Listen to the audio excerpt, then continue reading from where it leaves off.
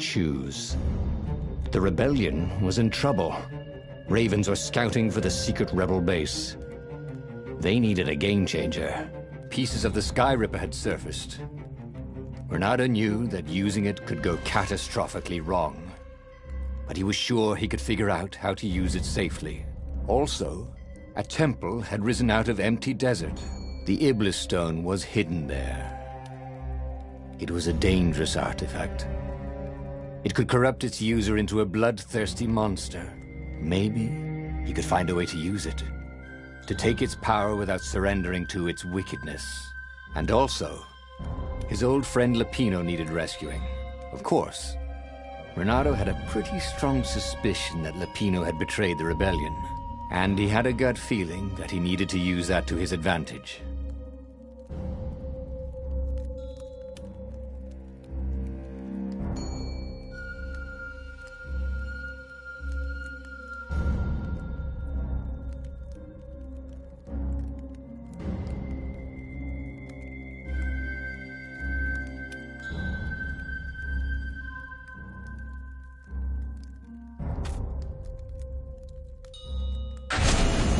Every child knew about the Sky Ripper.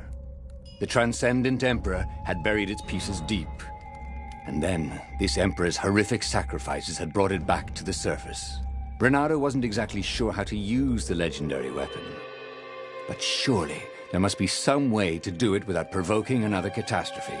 Had he, somehow, summoned the long-lost components of the legendary...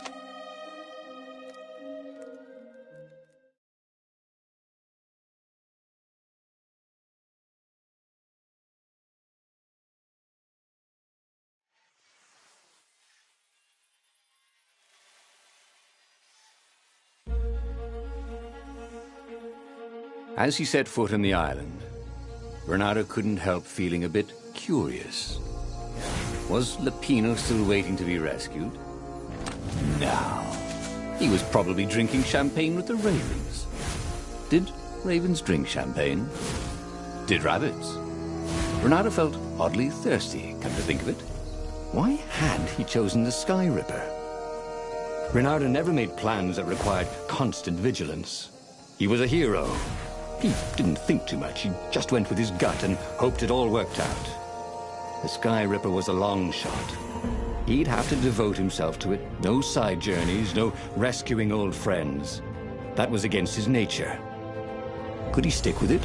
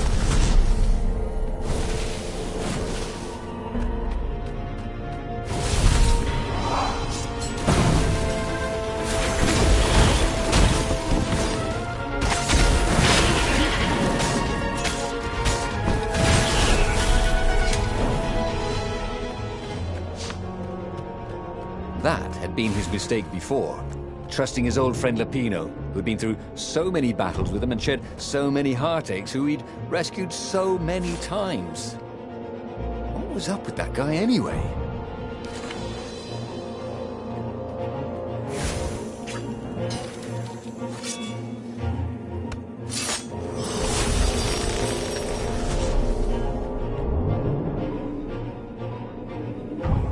When he was still a thief, Bernardo had always been attracted to the women with the biggest chests. No, that's not what I meant. To rob, I mean.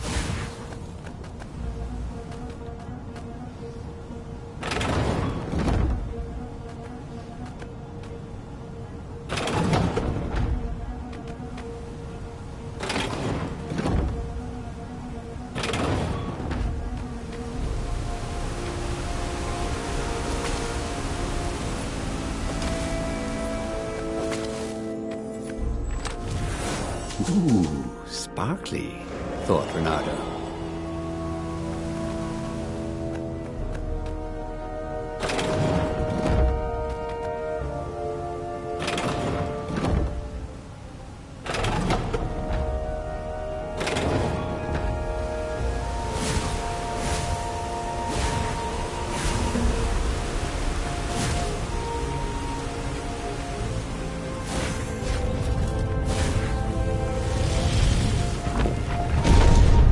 There it was. Sky Ripper's armature. The stuff that dreams are made of. Engineers' dreams, anyway. The device was intricate. How was it part of a weapon at all? He'd have to ask a scientist. But first, he'd get the second piece. Sky Ripper had a heart. A core that had come to rest on the next island. Well, there was another island he could reach. Zenobia had just invaded it with her father's Raven battalions. She must be encamped there still. But fighting Zenobia now, that made no sense at all.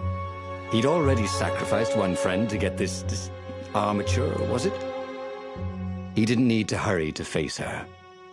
She would find him.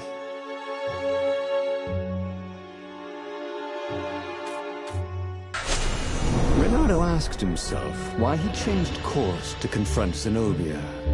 He'd no idea. Sometimes he would just do things, and he could never figure out why he'd done them. Usually, they worked out.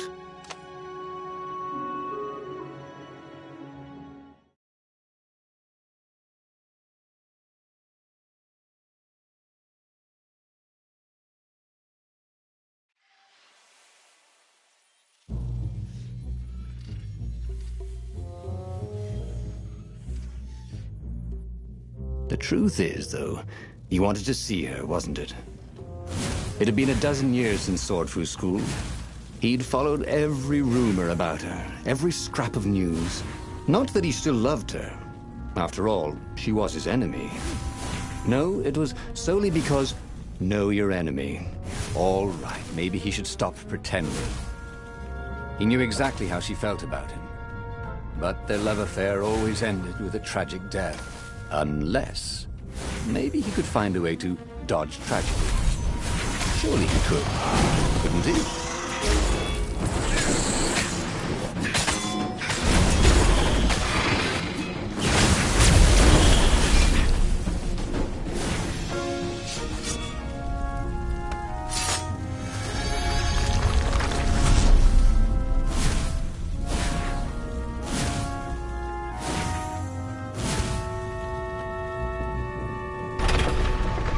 Couldn't do worse with Zenobia than he'd done with the core, could he?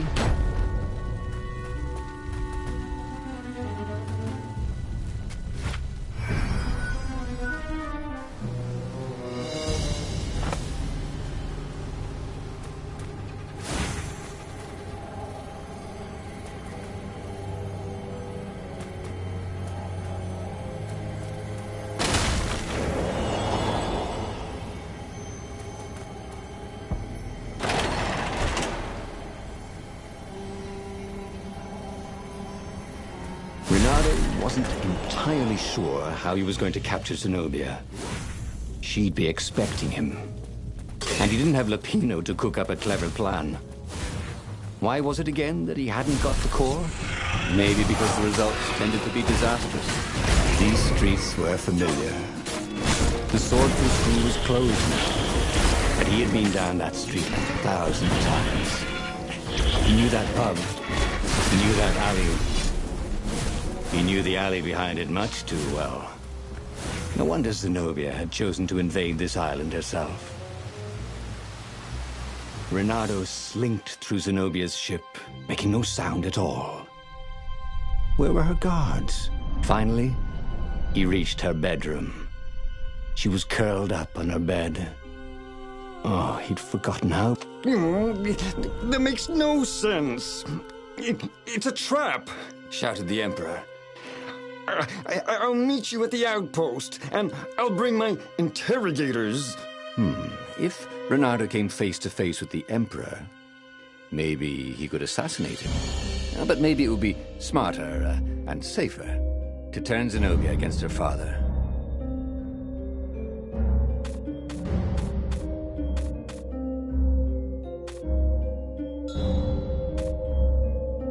You're lying, she said. Somehow you're lying.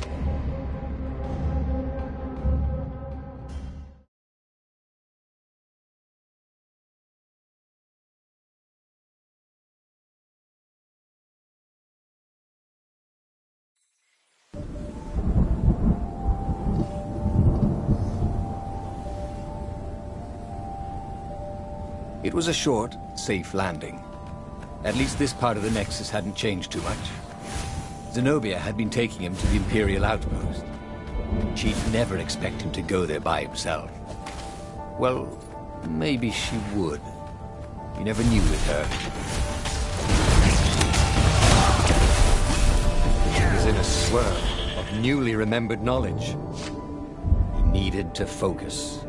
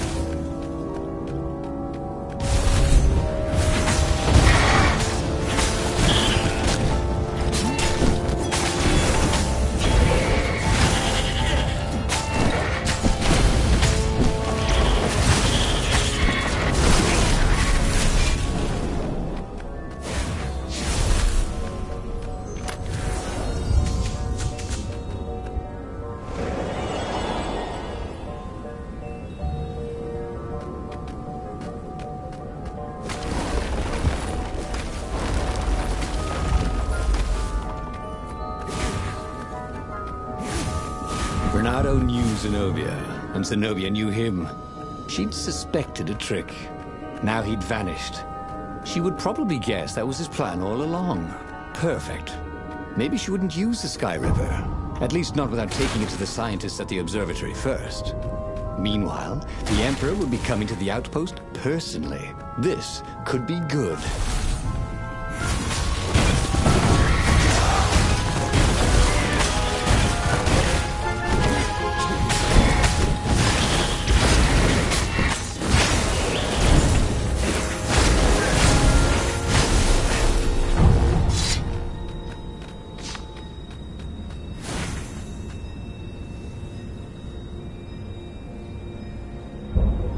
Bernardo was face to face with the Emperor's bodyguard. They looked very tough, but the Emperor held them back. Oh, where's my daughter? And how would I know that? Bernardo grinned at him. She lured me here so that you could kill me, didn't she? Ah, don't be ridiculous, said Bernardo, trying his best to sound convincing. She loves you. Oh, I knew it. The rabbit told me I couldn't trust her. The Emperor hopped out the door. His phalanx of bodyguards retreated carefully. Bernardo heard someone call, "Arrest her!" as they left. Well, that's a job well done, thought Bernardo. Now the fleet will be in all sorts of disarray. But maybe he could find her in the mountains. She always used to go to the mountains to hide from the world. Maybe he could even turn her against her father. Or maybe he could reap the benefits of the chaos he had sown.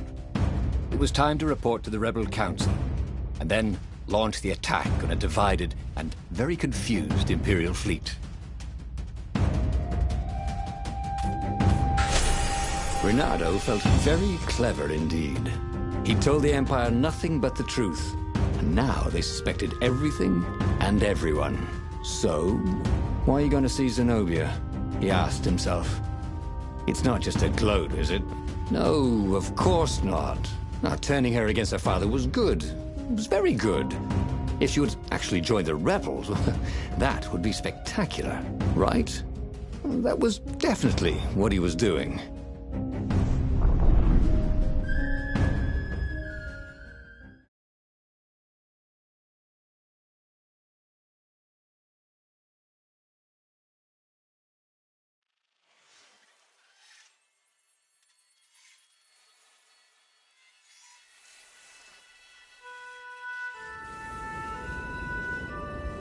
He wondered if he should have just told her the truth about her father. The Emperor had adopted her from a stray.